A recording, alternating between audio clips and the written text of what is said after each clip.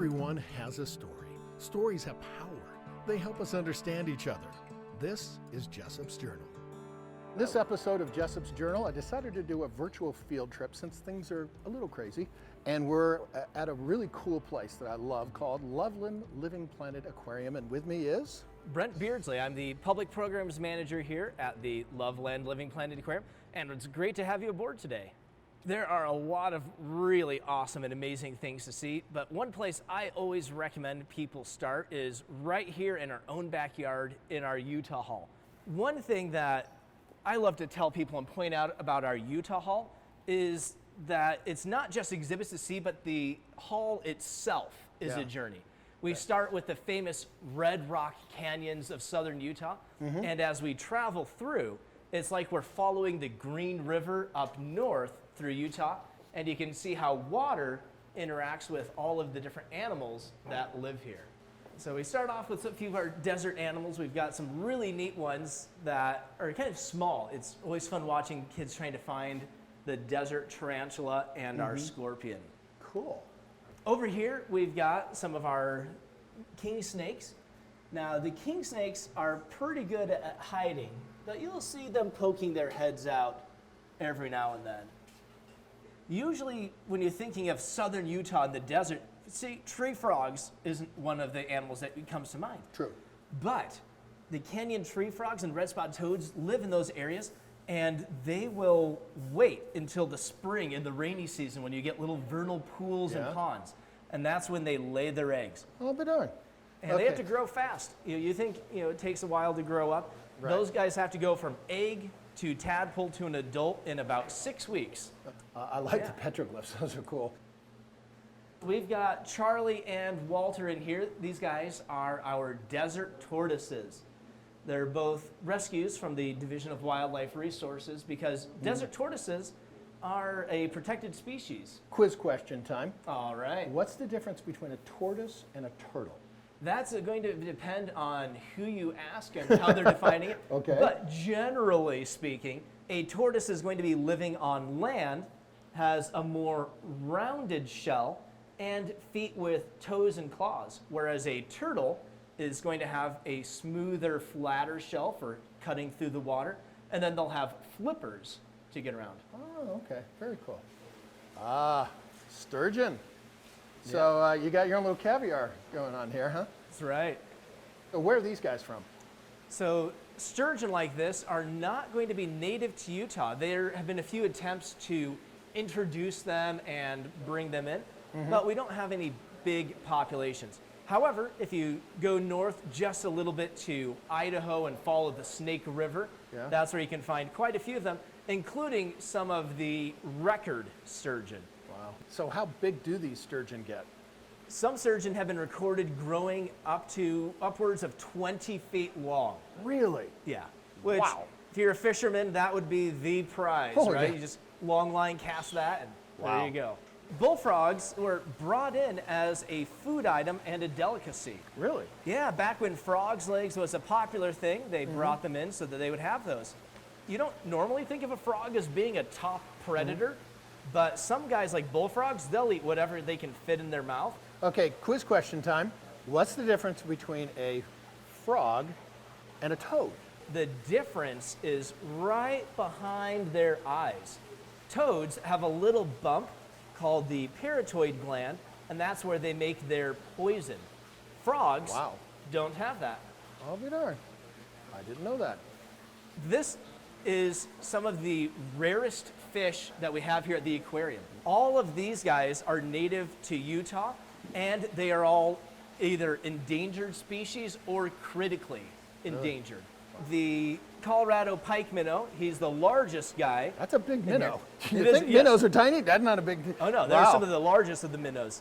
Okay. And we've got our bony-tailed chubs. Okay, I'm familiar with those. The round-tail chubs. Oh, and there's one of our desert suckers.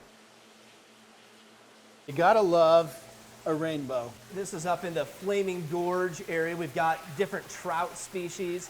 Well, I gotta say, I love this sign. There's always a rainbow after the storm. You know, we're kind of going through a storm right now. Next, I would love to go to our beehives. One big thing people always ask is, can these bees leave the aquarium? And the answer is yes. We've got tunnels that connect to the outside, so our bees will actually fly out into the local area, visit and pollinate flowers, and then come on back in. Busy bees. Indeed. Busy bees. Our otter exhibit has two parts. We've got an indoor section and an outdoor section. Oh, cool. Where are the otters native? Pretty much anywhere that there's water and fish, you could find them. Here in Utah, you can find them in the Green River, Strawberry, Duchesne, Escalante, Cool. Provo. So, you know, the cool thing about this otter exhibit is you can get really close with this special little pop-up thing. Love wood ducks. The male wood duck especially has such an amazing and vibrant color pattern to it. But it doesn't look like this all year. This is his spring color. Oh, really? After the egg laying season and the breeding season, in the fall, he'll start to turn more of a dull brown color. And then once spring comes around again, back come the bright colors and patterns. Wow. So where are wood ducks from? They're going to be by lakes and ponds. They love to find places where there's big trees that are close to the water, Okay. and that's where they lay their eggs. If you look carefully at their feet, you can actually see they've got little claws Oh, yeah. that they use to help climb the trees. Really? Yeah. A duck in a tree. Oh, yeah. Okay, there The you female go. will find a nest and get a nice spot 20 to 40, maybe even up to 60 feet up in a tree. Wow. Next, let's head over to our ocean hall. You know, you can come over here and hug a whale, I guess. That's huh? right. What are these whales? Holy hell. Yeah, so all of our statues that you see are going to be life-size. We've got a Really? mother humpback whale and little baby whale right next to her there. There's these little bumps. What in the world are those? Barnacles. Barnacles. How did they get on a whale? When they're tiny little babies floating in the water, Yeah. they will attach onto a whale and ride around from there. Okay. Well, I know they go whoosh, whoosh. Different species of whale will have different types of barnacles that grow on them. Based on what the whale eats, probably. Yeah, based on the whale eats, where it goes, what it does. This is the largest type of shark we know of, the whale shark. Yep. Largest shark alive. Now, we have found evidence of larger sharks, such as the megalodon. Whoa. Megalodon's an ancient species of shark that went extinct a while ago, but we estimate based on the teeth that we found, they can be up to 50 feet long. I noticed that sharks have not just one set of teeth, they have multiple rows. Quiz question time. How do the teeth work on a shark?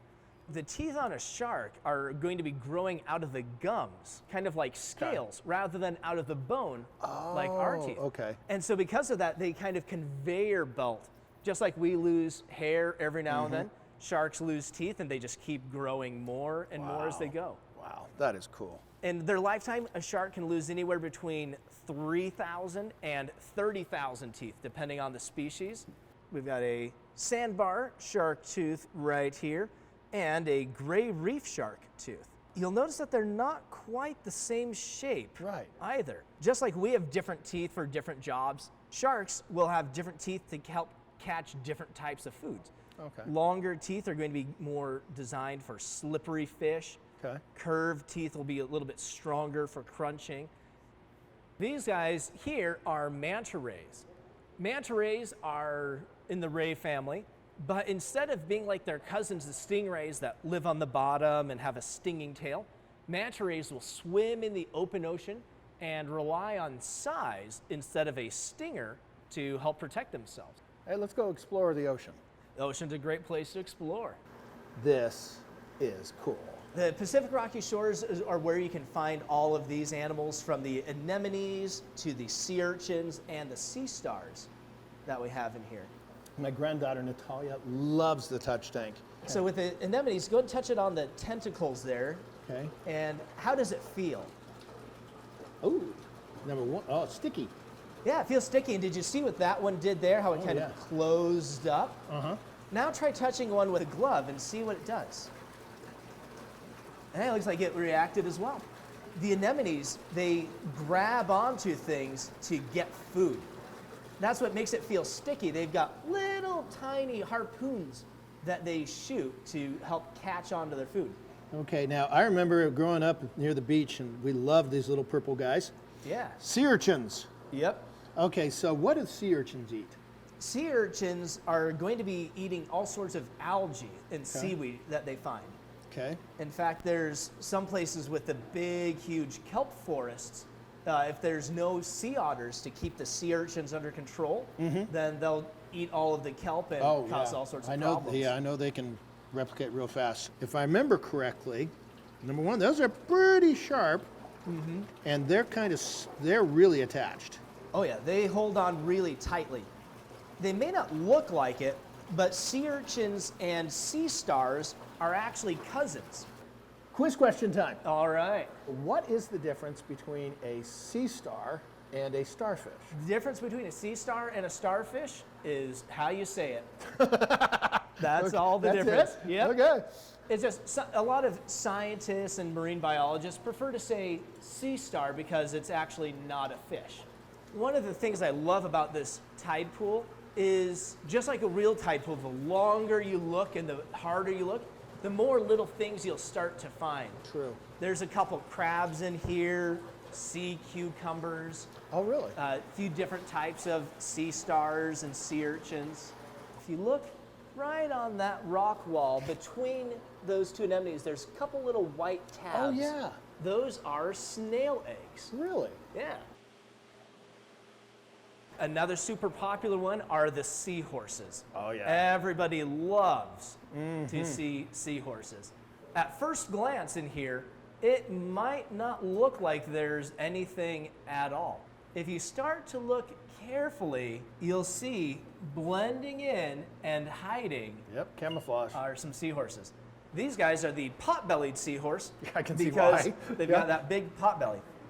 This one here is a female seahorse. And you can tell because there's no pouch. You can see there's a stomach there, and it's a very sharp line. Okay. And the seahorses are, of course, famous because the male is the one who carries and hatches the eggs. How did they get the name seahorse? If you look, they've kind of got that long nose. Okay. And their head, to somebody, looked enough like a horse that that's what they called it. The scientific name of seahorses, hippocampus, the hippo is actually horse. So there you go. Nemo. Nemo. It's Nemo. People always ask, can you find Nemo here? And Nemo's the one with the small fin on one side. So you just take a look and see if you can see. This is like Where's Waldo, right? Oh, yes. Okay, so I can't see, but I do notice that you've got different colors. Yeah. So you got the orange with the white. You got the black with the white. There's one that's all orange. Oh, now right that's there. cool. Okay. And we've got one that's all black somewhere in here as well. They might look different, but they're all actually the same species, the same type of clownfish. Quiz time here for the Nemo tank. So you got the clownfish and you have the anemones. I thought anemones ate things like fish. You are indeed right. The clownfish have found a way to work with the anemones. The clownfish will get little bits of slime from the anemone on their body, so when they go through the anemone, it doesn't sting them. It just says, oh, that's me. The technical term for that is? Symbiosis. Symbiosis. That's the answer, okay? That's the answer, symbiosis. This place is huge, and we're not done. Be watching for the next Jessop's Journal when we continue this virtual field trip. I want to thank Brent for giving us a tour of the Loveland Living Planet Aquarium. Thanks also goes out to the underwriters that made this possible: Rustico, 5Y Sanitizer, JW Custom Hats, Liquid Earth, and Taylor Cooperative. With another entry into Jessop's Journal, I'm Doug Jessop, ABC4 News.